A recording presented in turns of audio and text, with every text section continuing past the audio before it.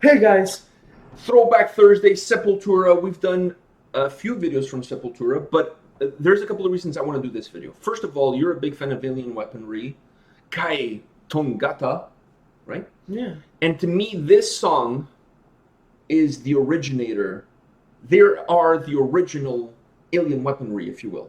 Because this whole album, Roots, was pretty much about Sepultura, they're from Brazil. So this whole album was really much about their roots. So the roots of Brazilian culture, the whole Amazonian jungle, so they had a lot of, in this song, Carlinhos Brown, I believe, is featured in this song. He's one of the vocalists in this song. He's from such projects as Os Tribalistas. Which is a song from... Já sei namorar, já sei beijar de língua agora, só me falta sonhar. Wasn't that, it was a World Cup? I believe it was from South Africa. I mean, they used that song during the World Cup in South Africa. That song was not created for the World Cup. That song is a song that came out in that project, Os Tribalistas. Anyways, so he's in this song. This whole album is really about Brazilian culture. They use a lot of traditional drumming from the natives of the jungles of Brazil. And I really think if you really liked alien weaponry, I think you're going to like this one. I really feel you're going to like this one because it's in Portuguese and they use a lot of traditional drumming in it and I like the whole jungle vibe to it. So I think you're going to like it. Yeah. So, are you ready to check it out? Now that I already made a fool of myself singing? That song is so catchy. Huh? That song is so catchy. Oh, I love that song. You ready?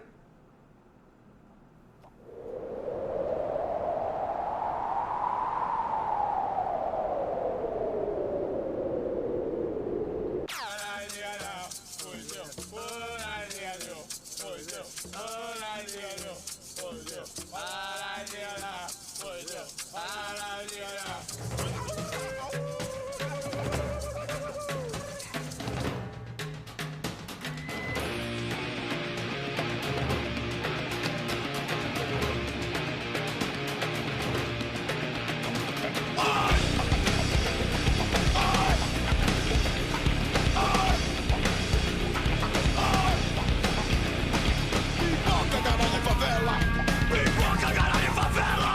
Fubanga, maloca, bocada. Fubanga, maloca, bocada. Maloca, bocada, fubanga. Maloca, bocada, fubanga. Favela, garagem, biboca. Favela, garagem, biboca, porra.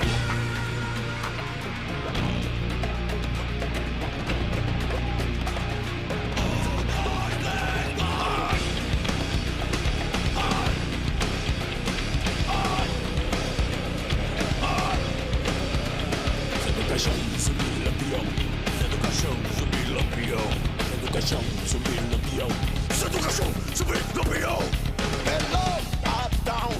Hello, downtown. Hello, midtown. Hello, Greentown.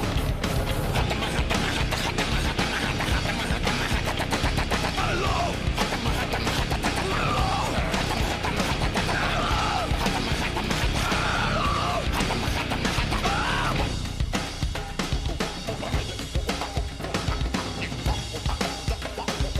Vamos detonar essa porra! É, porra!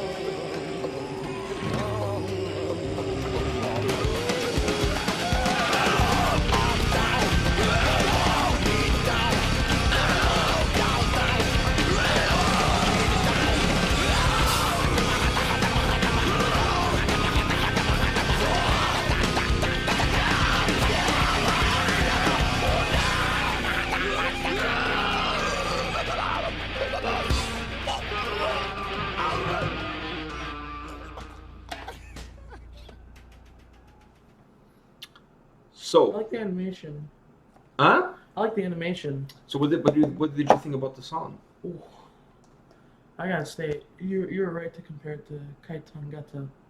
It's this the It's the sound, same- the style It's is the very same similar. language. The only difference is the language, because it's kind of the same style of music. Well, they're both thrash metal bands. They're both thrash metal.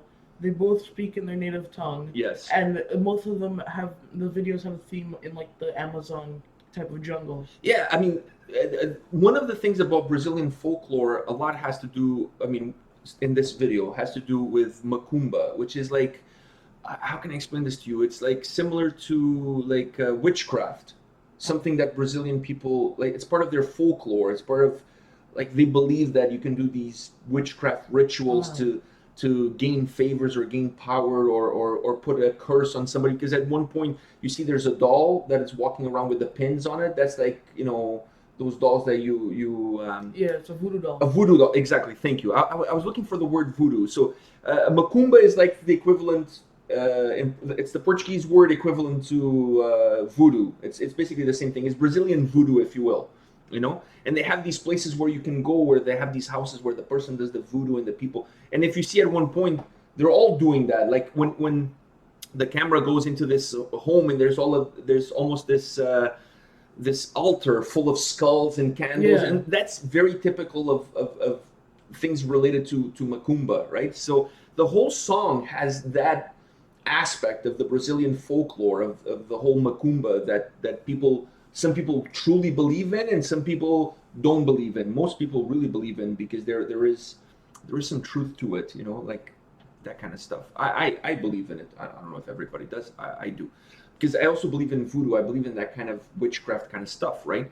So the whole video, it's really about that. It's really about like witchcraft, voodoo, macumba, whatever you want to call it, right? So there's a lot. The imagery is a lot about that. And then when they escape and they go to the when they are in the forest, and then the spirit comes and stuff like that. There's one part when those forest spirits are coming into the town. There's a person that's blind and they drop like 2 eyeballs on her hand. So it's all about that. You selling your soul, if you will, for something to be, you know, postponed upon you, to be given to you. You know, like that's what macumba is all about. It's all about you gaining favors by giving something in return, whatever that is that you're giving in return.